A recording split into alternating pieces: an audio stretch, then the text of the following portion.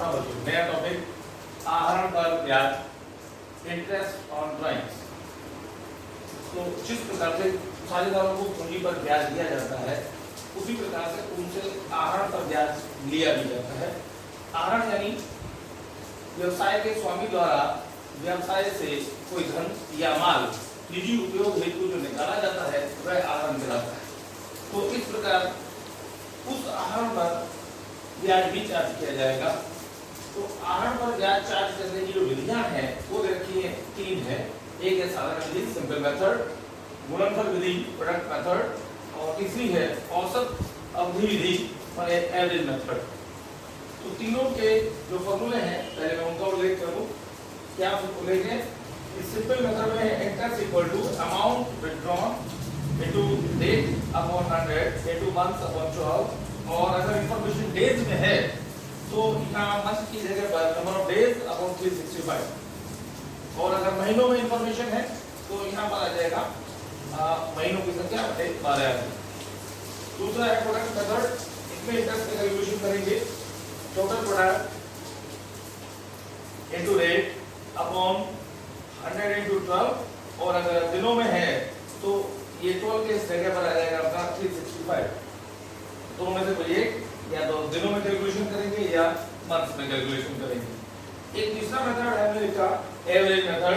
तो उसमें जो ब्याज की गणना की जाएगी interest equal to total amount withdrawn into rate into average period upon 100 into 12। क्योंकि ये हमारे सिलेबस में यहाँ दिनों से हिसाब किताब नहीं है, केवल महीनों में है। तो एवरेज पीरियड जो है वो मंथ्स में ही आएगा, अपॉन 12 से ये कैलकुलेशन कर ली जाएगी। अब कुछ एग्जांपल के थ्रू इन बातों को समझने की कोशिश करें। कुछ और महत्वपूर्ण बातें इंटरेस्ट ऑन ड्राइंग के बारे में कि सिंपल मेथड यदि वर्ष में एक बार दो बार आहरण किया हो या एक ही बार आहरण किया हो तो जितना अमाउंट उन्होंने विथड्रॉ किया है, ड्राइंग जितनी भी की है, उस अमाउंट पर इस रेट से मल्टीप्लाई करके, और यहाँ अगर इंफॉर्मेशन नहीं महीनों की, प्रश्न में केवल ये है ए जो कि एक पार्टनर है उसने वर्ष के दौरान 20,000 रुपए का आहरण किया। अब यहाँ ये डेट नहीं है यहाँ पर कि किस तिथि को आहरण किया, डेट क्या है, सब तिथि को उन्होंने पैसा निकाला। तो in absence of information of date, यहाँ बच्चों को चाहिए 1/2 कर ले या 6/12 कर ले। माने सूचना के अभाव में जो ब्याज दिया जाएगा, इंटरेस्ट लिया जाएगा, सॉरी वो लिया जाएगा 6 महीने के लिए, 6 महीने के बराबर। तो अगर टाइम की इंफॉर्मेशन नहीं है मंथ की, केवल इतना दे रखा है सिंपल मेथड ने किसी साझेदार ने वर्ष के दौरान अमुक राशि का आहरण किया या ड्राइंग किया, किस डेट को किया ये नहीं मालूम है, तो बच्चों को सीधा सीधा सलाह दी जाती है कि वो जो इंटरेस्ट का कैलकुलेशन करेंगे वो 6 महीने के बराबर ब्याज जो है चार्ज किया जाएगा। तो यहाँ करेंगे amount withdrawn into date upon 6/12। ये खास बात ध्यान रखने की। हाँ, डेट हो पर्टिकुलर डेट रखिए 30 सितंबर को निकाले, और अकाउंट हमारे क्लोज होते हैं 31 मार्च को, तो वैसे भी जमा हुआ है। 31 दिसंबर को निकाले और अकाउंट क्लोज होते हैं हमारे मार्च में, तो 3 महीना हुआ अभी वर्ष समाप्त होने में, 3 महीने बाकी है, तो 3 महीने का इंटरेस्ट लग जाएगा। और अगर टाइम की इंफॉर्मेशन नहीं है तो आपको यहाँ 6/12 करना है। नंबर ऑफ डेज है तो डेज से मल्टीप्लाई, जितने दिनों के लिए उन्होंने आहरण किया उतने दिनों के बराबर ब्याज चार्ज किया जाएगा।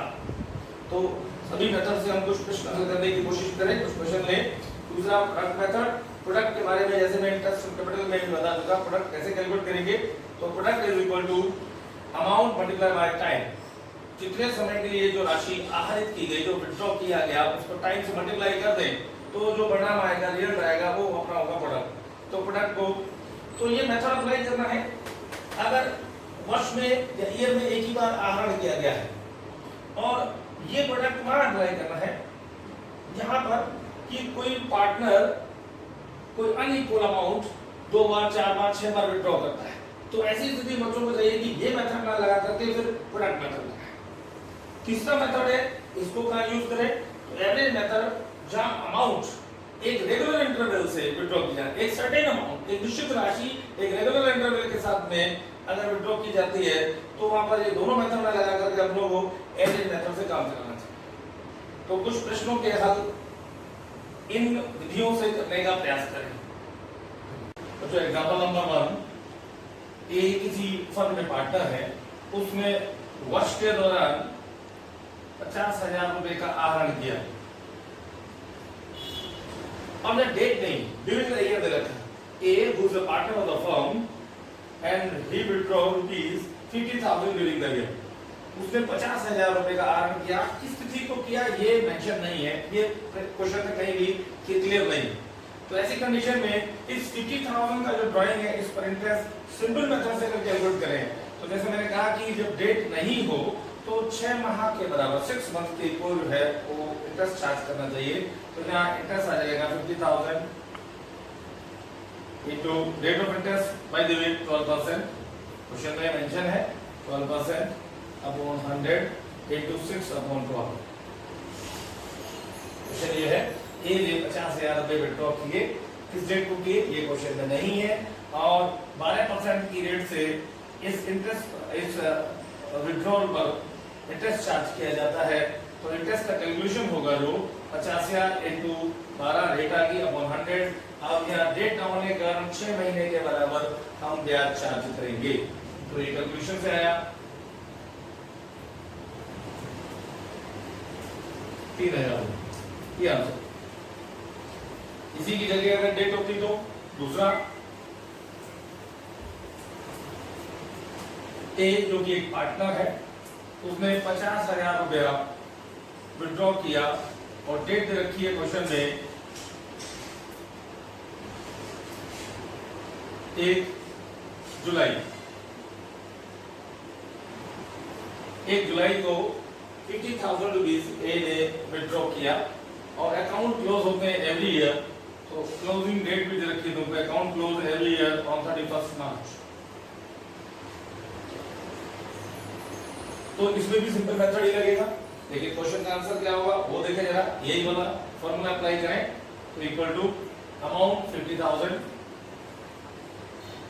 इनटू रेट ऑफ इंटरेस्ट वही सेम रखें 12%। क्वेश्चन में रेट ऑफ इंटरेस्ट 12% वैल्यू दे रखी है तो 12 अपॉन 100। अब कितने महीने की चार्ज करें ब्याज ये इंपॉर्टेंट बात है। तो 1 जुलाई से लेकर के अकाउंट क्लोज होने की डेट तक, तो अकाउंट क्लोज होने की डेट मार्च 31, 1 जुलाई से कैलकुलेशन शुरू करें तो 9 महीने के बराबर बैठता है। 6 महीने से लेकर दिसंबर तक और यहाँ तक 9 महीने, तो 9 मंथ का इंटरेस्ट जो है चार्ज किया जाएगा।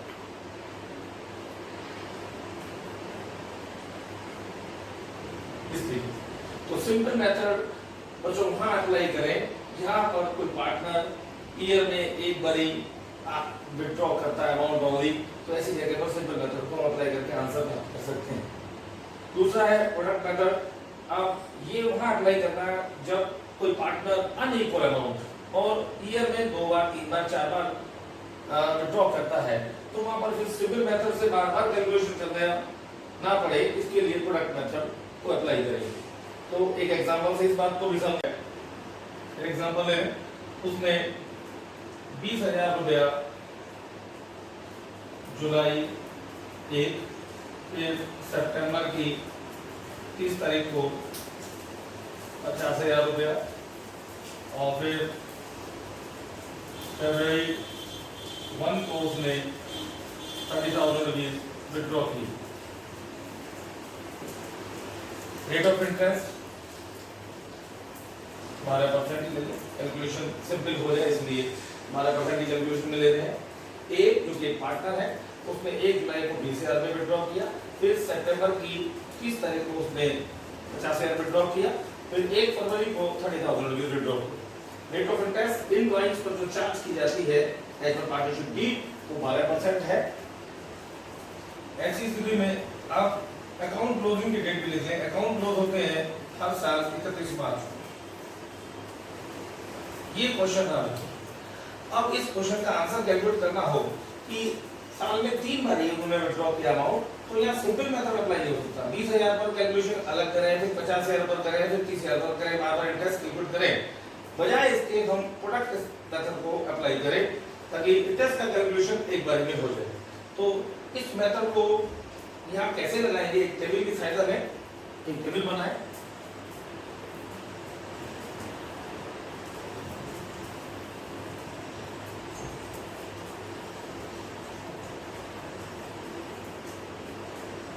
डेट, अमाउंट, ड्यूरेशन या टाइम लिख सकते हैं, या प्रोडक्ट।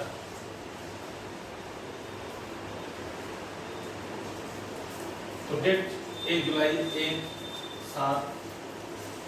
जुलाई लिख दिया हमने यहाँ। अमाउंट विड्रॉ किया 20,000 सॉरी। फिर सितंबर 30 यहाँ फिर 50,000 रुपया। फिर उसके बाद फरवरी 1, जुलाई 1, सितंबर 30 और फरवरी की 1 है। और यहाँ पर विड्रॉ किया अमाउंट इसे अब जरा ड्यूरेशन टाइम कैसे कैलकुलेट करना है वो महत्वपूर्ण बात रहेगी। तो 20,000 रुपए विड्रॉ किए 1 जुलाई को। 1 जुलाई से वर्ष की समाप्ति तक का कितना समय बाकी है? ईयर एंड होगा 31 मार्च को, और इस 20,000 रुपए इंटरेस्ट चार्ज करना है विड्रॉ की डेट से लेकर के अकाउंट क्लोजिंग की डेट तक। तो यहाँ तक मंथ बैठते हैं 9 मंथ्स। फिर 30 सितंबर को उसने 50,000 रुपए विड्रॉ किया, तो 30 सितंबर से लेकर के अकाउंट क्लोजिंग की डेट तक ये 6 मंथ। सितंबर से काउंट करें, अक्टूबर से लेकर के, क्योंकि 30 सितंबर है। और 1 फरवरी को निकाले उसने 30,000 रुपए। तो 1 फरवरी से लेकर 31 मार्च तक 2 महीने। फरवरी की पहली तारीख है तो फरवरी भी काउंट होगा, तो 2 महीने। अब प्रोडक्ट्स की कैलकुलेशन करनी है तो अमाउंट को मल्टीप्लाई करते हैं ड्यूरेशन से, तो 9 to the 180,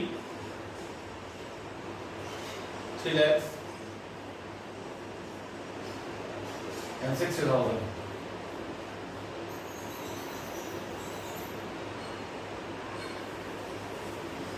प्रोडक्ट्स का टोटल कर ले, सिग्मा प्रोडक्ट्स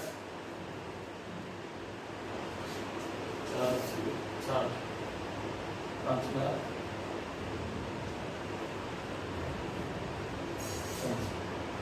ये टोटल पी यानी total product sigma P, sigma माने टोटल। ये टोटल आ रहा है अपना 5,40,000 रुपीज। यहाँ फॉर्मूले में इस वैल्यू को पुट कर दें, तो ये फॉर्मूला हमारे सामने, तो यहाँ फॉर्मूले में हमने लगाया, तो ये आ रहा है 5,40,000 into rate of interest given है 12% इनटू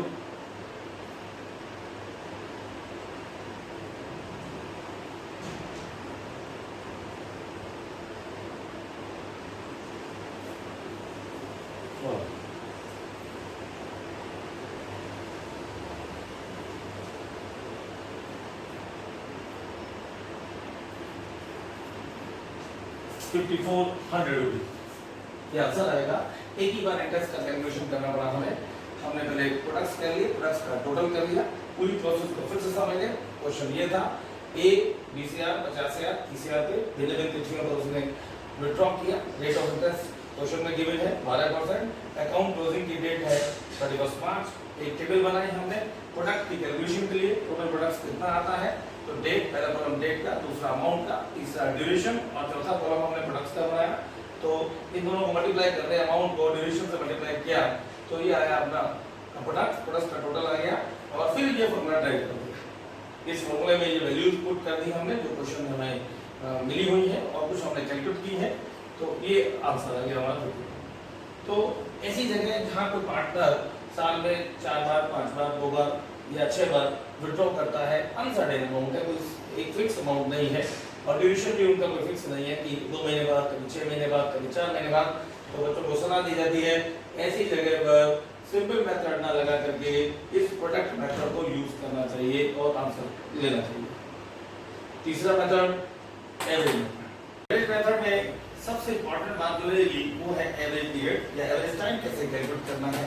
ये आईबीएससी स्टूडेंट्स जो है उनके जो टेक्स्ट बुक है उसमें एक टेबल दे रखी है काफी बड़ी सी, तो बजाय उस टेबल को याद करने के एक छोटा सा फॉर्मूला है जिससे कि हम इस एवरेज पीरियड को कैलकुलेट कर सकते हैं। वो फॉर्मूला मैंने यहाँ लिखा, average time is equal to time left after the first drawing plus time left after the last drawing last drawing upon 2 time left after the first drawing. तो पहली ड्राइंग के बाद ईयर फिनिश होने में कितना टाइम है उस time को यहाँ लिखें।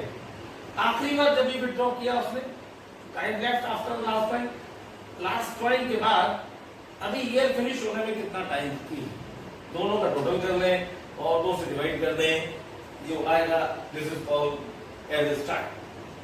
फॉर एग्जांपल एक बात को समझे कि ये जो कि एक पार्टनर है हर महीने की पहली तारीख को first day of the every month 5000 rupees withdraw करता है। एक एग्जांपल बात को समझने की कोशिश करें। एवरेज टाइम इस फॉर्मूले में कैसे लगाएंगे, कैसे कैलकुलेट करेंगे। ए जो कि एक पार्टनर है 5000 रुपया हर महीने की पहली तारीख को, बाय द वे ईयर हमारा स्टार्ट होता है अप्रैल 1 से और मार्च 31, तो 1 अप्रैल, 1 मई, 1 जून, 1 जुलाई एंड लास्ट में आ गया 1 मार्च। हर महीने की पहली तारीख को 5000 रुपए, एक सडन अमाउंट, एक सडन इंटरवल के साथ। हर महीने है तो हर महीने का इंटरवल भी आना है और अमाउंट भी एक सडन है 5000। ऐसा नहीं है कि कभी 5 है कभी 10 है, और अगर ऐसी कंडीशन होती है तो फिर ये फॉर्मूला नहीं चलेगा। तो इस फॉर्मूले के लिए ये शर्तें मानी जाए कि एक सर्टेन अमाउंट एक रेगुलर इंटरवल के साथ में विड्रॉ करें, तो इस फॉर्मूले को हम ट्राई कर सकते हैं। तो 5000 रुपए हर महीने, तो 1 अप्रैल से लेकर के मार्च 31, 12 महीने हो गए। Total amount withdraw 5000 multiply by 12 means 12 60,000 रुपए मल्टीप्लाई करते हैं 60,000 into rate of interest. By the way question में गिवन है जो भी रेट ऑफ इंटरेस्ट 12%, तो 12 अपॉन 100। अब यहाँ एवरेज टाइम, एवरेज पीरियड को कैसे कैलकुलेट करेंगे वो समझना है जरा खास तौर से। तो यहाँ छोड़ दिया गया, इस इंफॉर्मेशन को लिए एवरेज टाइम इस फॉर्मूले से ले। तो मैंने फॉर्मूले का time left after the first drawing, तो पहली ड्राइंग के बाद कितना टाइम बाकी है अभी अकाउंट को क्लोज होने में। अकाउंट क्लोज होंगे 1 अप्रैल से स्टार्ट हुआ है तो 31 मार्च को, तो 12 महीने बाकी हैं। 1 अप्रैल को कोई अमाउंट विड्रॉ हुआ तो अकाउंट क्लोज होने में जो टाइम है वो है 12 मंथ्स।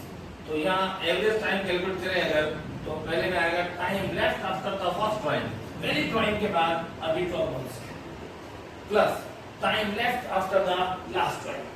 तो लास्ट ड्राइंग कब किया? 1 मार्च को किया और अकाउंट क्लोज होंगे 31 मार्च को, तो अभी 1 महीना बाकी है। तो 1 महीने का टाइम ये plus 1 divided by 2 equal to 6.5।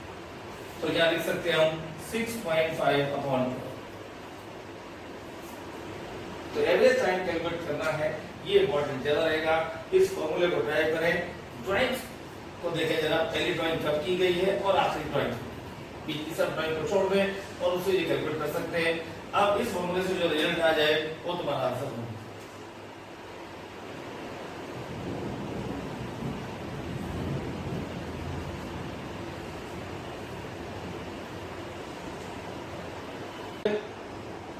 Example next देखें बच्चों, एक बार और ट्राई करते हैं, ये समझ में आ गया होगा।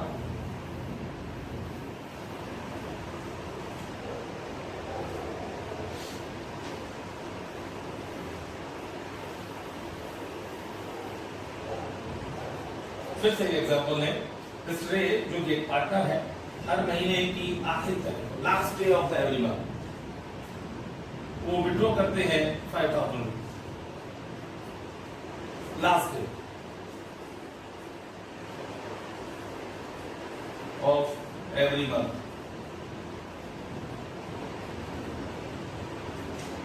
और अकाउंट क्लोज होते हैं हमारे, अकाउंट क्लोजिंग की डेट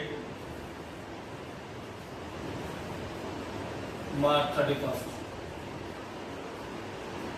हर महीने की आखिरी तारीख को लास्ट डेट में 5000 रुपीज ए विड्रॉ करता है और rate of interest by the way वो 12% से ले रहे हो 12%। ये क्वेश्चन हमारा रहा। इस बात को समझने के लिए ए 5000 रुपए हर महीने की पहली आखिरी तारीख को विड्रॉ करता है और बाय द वे ईयर हमारा स्टार्ट होता है 1 अप्रैल से, तो पहले ही विड्रॉइंग पहली ड्राइंग जो होगी वो 30 अप्रैल, फिर 31 मई, फिर जून, फिर जुलाई और ऐसे लास्ट ड्राइंग होगी 31 मार्च। और अकाउंट क्लोजिंग की डेट भी हमारी 31 मार्च की है। और रेट ऑफ इंटरेस्ट जो है हमने लिए यहाँ पर 3%, तो यहाँ कैलकुलेट करें तो 5000 रुपये महीने के हिसाब से साल में जो ड्राइंग हुई वो तो हुई 60,000 ही, तो हर टाइम से विड्रॉ करेगा तो 12 महीने के लिए हो गया 60,000 rupees. Rate of interest no change 12/100। अब रह गया एवरेज टाइम। एवरेज पीरियड कैसे कैलकुलेट करें ये तो फिर सीखने की कोशिश करें, यही फॉर्मूला इसी को डाइव करें तो हमें लिखा time left after the first. पहली ड्राइंग जो की वो की इन्होंने अप्रैल की 30 को 30 अप्रैल, हर महीने की आखिरी तारीख, तो पहला महीना था अप्रैल, अप्रैल की 30 तारीख को पैसे निकाले 5000 रुपए। तो अप्रैल की 30 से लेकर के अकाउंट क्लोज होने की डेट है हमारी 31 मार्च। यहां से लेके यहां तक का ड्यूरेशन 11 मंथ, ये 11 मंथ आएगा। लास्ट टाइम जो अमाउंट निकाला होगा वो महीने की लास्ट आखिरी महीना मार्च की भी 31 तारीख, जितने अकाउंट क्लोज हो रहे हैं उसी दिन अमाउंट विड्रॉ हुआ, तो 31 मार्च से 31 मार्च 0, तो यहाँ 0 अपॉन 2 इक्वल टू 5. ये टाइम आ गया हमारा, तो यहाँ जो हमें एवरेज टाइम लिखना है वहां लिख देंगे 5.5 upon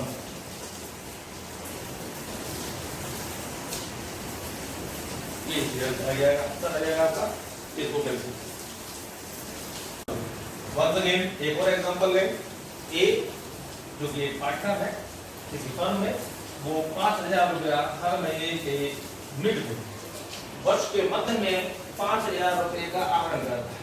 He withdraw rupees 5,000 mid of the every month, तो 5000 रुपए हर महीने की बीच में निकालता है बिल्कुल सेंटर से 15 तारीख को, और अकाउंट क्लोजिंग की डेट वही हमारी रहेगी मार्च की 31 तारीख, और रेट ऑफ इंटरेस्ट हम 12% ही देखेंगे, कैलकुलेशन इजी रहेगा।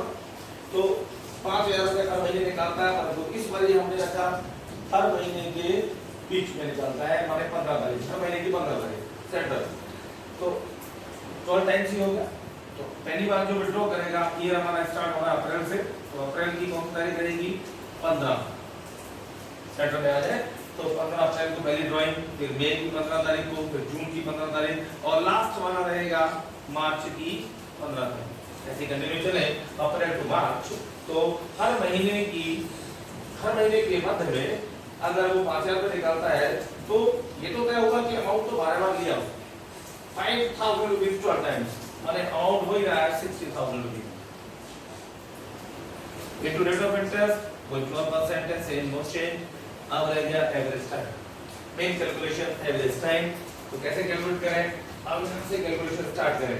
पहली ड्राइंग के बाद ईयर क्लोज होने में कितना टाइम बाकी है, तो फर्स्ट विड्रॉ किया 15 अप्रैल, वहां से अकाउंट क्लोजिंग की डेट है हमारी 31 मार्च, अर्थात टाइम रहा हमारा 11.5 मंथ, 0.5 पहले 15 दिन को 0.5 मंथ, और लास्ट ड्राइंग जो रही होगी वो 15 मार्च रही होगी, सॉरी 15 मार्च, जब ईयर फिनिश होने में हमें कितना टाइम रह गया, 15 मार्च को विड्रॉ किया और अकाउंट क्लोजिंग की डेट है 31 मार्च, तो यहां से यहां तक का ड्यूरेशन है ओनली 15 डेज, तो 15 डेज को वी कैन से 0.5 मंथ्स, तो 11.5 months plus 5 months upon 2 equal to 6, so we can put here 6 upon 12, answer will be 3600 rupees.